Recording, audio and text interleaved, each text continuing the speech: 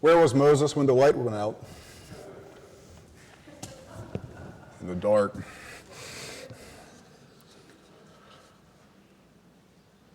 Our reading today comes from the Gospel of Matthew, chapter 17, verses 1 through 9. 6 days later, Jesus took with him Peter and James and his brother John and led them up a high mountain by themselves.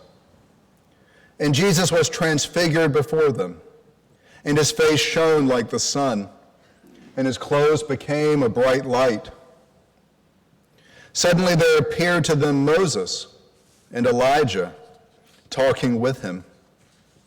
Then Peter said to Jesus, "Lord, it is good for us to be here. If you wish, I will set up 3 tents here, one for you, one for Moses, and one for Elijah." And while Peter was still speaking, suddenly a bright cloud overshadowed them. And a voice from the cloud said, "This is my son, the beloved. With him I am well pleased. Listen to him." And when the disciples heard this voice, they fell to the ground, and they were overcome by fear. But Jesus came and touched the disciples, saying, "Get up. Do not be afraid." And when they raised their eyes, they saw no one except Jesus himself, alone now.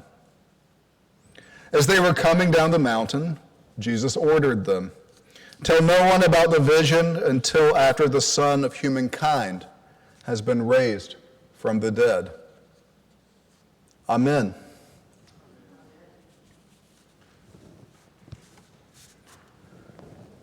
Jesus leads Peter, James, and John on a walk. They climb a tall mountain where they will see a wonderful light, and God will even appear to them. We just read the story. We know what happens. But Peter, James, and John, as they climb this mountain, how can they know? They don't know what's going to happen. They only know that Jesus has come to them and separated them from the other disciples. It may be with a little bit of pride, even with maybe a feeling of annoyance, that they go out and take advantage of this privilege of selection. It's like being dragged to school, and they strap on their sandals, and they begin climbing the mountain to who knows what. The passage doesn't specify, but Christians have long believed that they went to climb Mount Tabor that day, a small mountain less than 2,000 feet, which more recently the scholars favor Mount Hermon. They say it wasn't Mount Tabor, it was Mount Hermon. And this mountain is much bigger, it's 10,000 feet tall. Now, whether it was a small mountain, a little more than a hill that they climb, or a great mountain capped in snow, it makes less difference than that they climb, that they follow that steady upward path, each step bringing them a few inches more above sea level, closer to the clouds. And they are following a journey of ascents. This matters, that they are ascending. And they're taking a spiritual progress, let us say. It's been interpreted this way for centuries. A spiritual progress through nature, and then a spiritual progress through their souls, and finally a spiritual progress to God, who will illuminate all for a split second. And now they will see Jesus transfigured. But I ask, in what ways are the disciples themselves transformed by this upward progress? Jesus and the disciples, they spend a lot of time outside, so much so that they are practically unhoused, unsheltered. And what I notice myself about spending time outside, it's not much like indoor life. If we're not careful in indoor life, we can end up seeing less and less, using our eyes and our senses less, until we always seem to be sitting in the same chair or lying in the same bed, staring at a TV or a computer screen or a cell phone. being inside, unless I am very intentional, can end up putting blinders on my vision. And I'm more likely to contemplate only what I'm used to seeing, only what I want to see. Whereas being outdoors, even just walking around the block, sauntering from Elizabeth Street to Foster Street, as I try to do to digest my sandwich some weekdays, the vision tends to expand. Not only do my eyes have more to behold, but they have more distance in front of them. Distances that would be impossible indoors. They find things hundreds of yards and miles away, and sometimes light years away.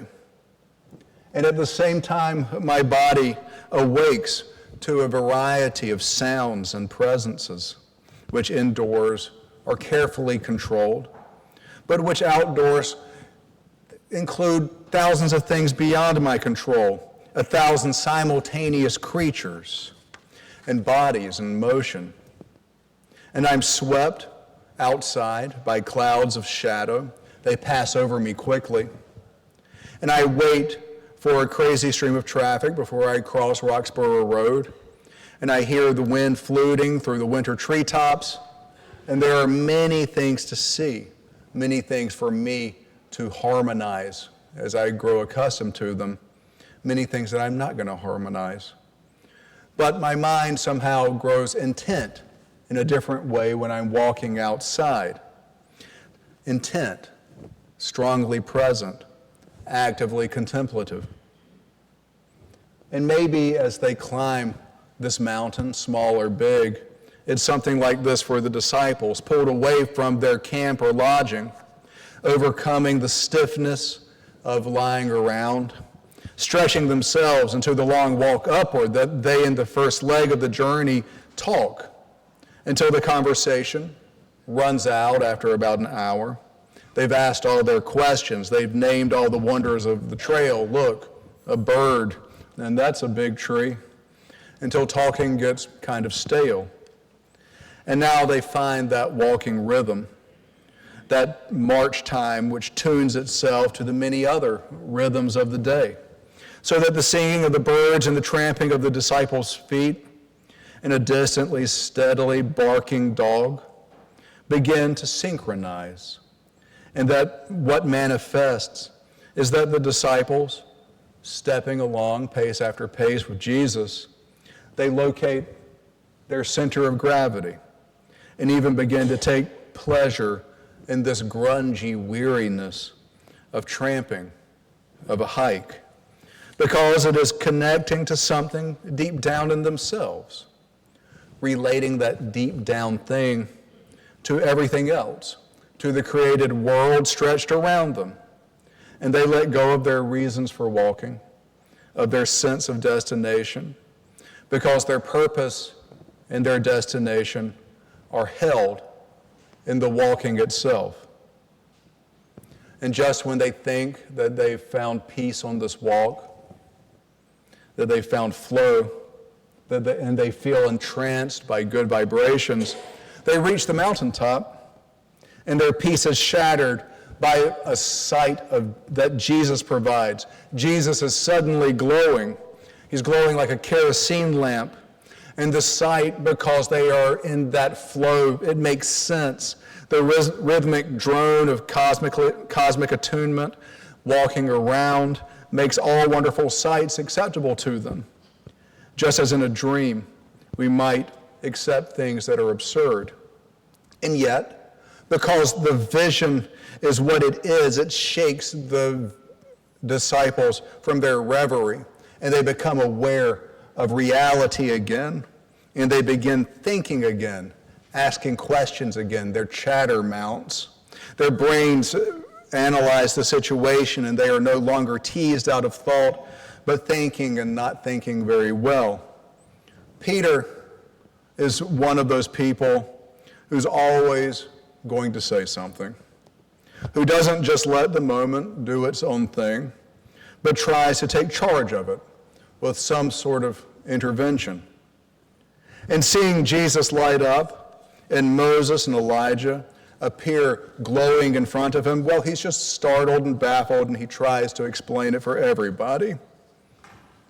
So Peter right away has a suggestion. He takes charge and he says, I know what this is.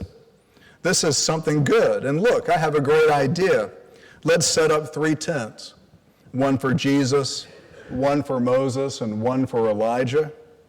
Because looking into his own soul at this moment of contemplation, Peter is always going to scramble after the first solution and hastily deliver it and try to be in charge. 3 tents. 3 tents indeed, because now here comes the big gun, God's self, in the form of a great shining cloud, and says, this is my son, I'm happy with my son, do what he says to do right now. And so, I think that the story is showing us that when we try to search our own souls, and then we find that first solution, that first right answer, and propose it to ourselves and to others, God is going to answer us like Peter sometimes with a resounding wrong and tell us that there are not 3 tents, not 3 dwelling places, but in this case, just a single tent, just one tabernacle for the people, and for that matter, no tabernacle at all. For the child of God sent to us is enough for us everywhere, is our home in all places.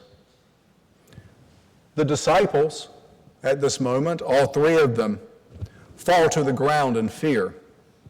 Jesus tells them to stand again and not be afraid. He goes to them and comforts them. They open their eyes and find that Jesus no longer glows, that Elijah and Moses have departed, that the bright cloud manifesting God has suddenly vanished. And they piece their way together down the mountain. And at base camp, Jesus tells them to keep it to themselves until the resurrection. And that's the story of their walk together, the story of the Transfiguration. Our Christian life together is not so different, I don't think. Christ calls us from comfort, from an indoor life, to journey with him to some mountaintop. And we rise from our easy chair with a sense of privilege, hope, mystery, and annoyance, because it's not always so easy to climb that mountain. The journey is going to grant us a new being, a place in the world that seems linked to the heartbeat that keeps the creation rolling along. And right on that journey, when we think that we're at home in the world, this natural place in the universe is going to be shattered, because it's just our sense of it. It's going to be shattered by the splendid presence of God's grace. So awesome that our ignorance and feebleness is revealed. So awesome that we know the tiny limits of our soul suddenly, and we collapse in fear. And then it's going to all be over, and Jesus is going to come again, a more familiar Jesus, and lift us from the ground. And then what's going to happen? Well, we're going to take our journey back home to sea level. And maybe the next trip we will lead others to Jesus, just as Jesus led us. One more thing before I finish. In the sermon, we have surveyed 3 ways to approach the inner light in with us all, because we each carry it. We've talked about finding your natural body scanning, taking a walk outside, sometimes sitting in your easy chair and being there differently. But this body, created by God, each molecule sustained by the light and awakened by the light as it relates to all God's creatures in God's world. And in this moment, we have beheld the light, which appears as we contemplate and confront our old soul in its morality, in its reason, in its wholeness, in its limitation. And then, in this moment of contemplation, when we think we know ourselves, when we think we know what's right and wrong, when we think that we are reasonable, we encounter God, who in grace contradicts our best laid plans. And beholding this infinite light, glorious and overwhelming, we are contradicted. And after this searching, after this fall to the ground in the presence of God, we return to Christ's care, to our familiar home, to everyday life. But we are changed. In this progress and revelation, we are changed. And the purpose of our religion, of Christianity, I think, is not merely to throw us out of sorts, to befuddle us, to confuse us. It's not merely to undermine our knowledge and our confidence, to leave us with nothing, nowhere to go and nowhere to return. Christ does not throw us into the deep end to drown. Rather, the spirituality we practice exists to help us to know our own light, our own value, our own worthiness, our own image, which is God's image. To know the light and value and worthiness of those with whom we share a pew, with whom we share a world. And so, this week, let's accept a summons to our light and pursue the contradictions and paradoxes inherent in this faith journey that we're called to. To know, let us leave what we know. To see, let us leave our own brightly lit houses and step into the night and climb unfamiliar paths. And to find love, let us go to those whom we call fearful or harsh or enemies or alien or supernatural. And let us, in our pilgrimage from home, seek new names and new understandings of Christ, who is our God.